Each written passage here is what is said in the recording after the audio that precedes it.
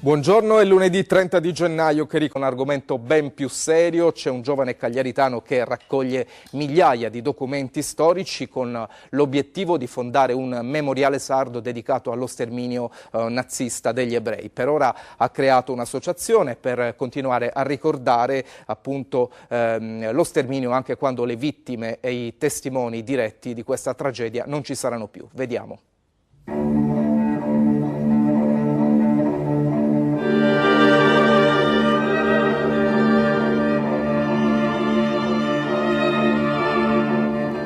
Una funzione ebraica in una sinagoga semidistrutta a Colonia, in Germania, appena dopo la liberazione. È un video raro tra le migliaia che Alessandro Matta, studente cagliaritano di giurisprudenza di 28 anni, ha raccolto nella lotta sua e di altri giovani sparsi per l'Italia contro l'oblio della Shoah, come quest'altro eccezionale documento, un filmato di propaganda nazista girato in un campo di passaggio dove transitò anche Anna Frank prima di morire in un campo di sterminio.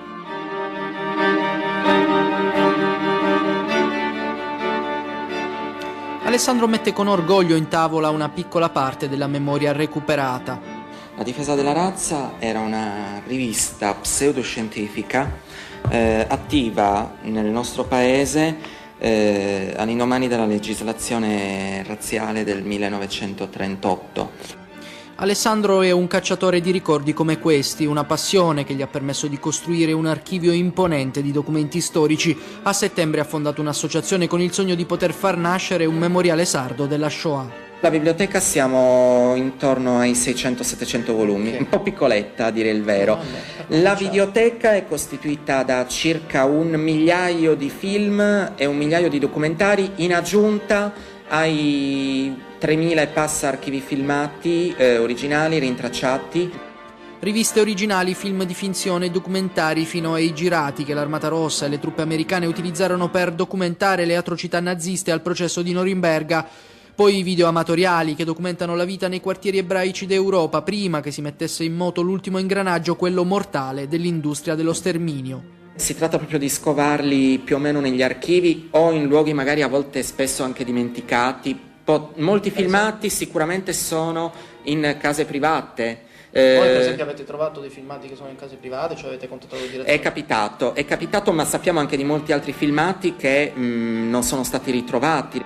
Una caccia alla memoria che continua e in questa avventura non sono solo, dice Alessandro, che ci parla dell'amica Erika che ha scritto un libro sull'incontro e sull'amicizia tra lei e un sopravvissuto. Penso che aver ascoltato la testimonianza o aver visitato un campo, come nel mio caso fin da piccolo, cosa che mi ha fatto proprio partire in questo interesse, trasformi noi stessi in testimoni. I testimoni principali dell'evento stanno scomparendo.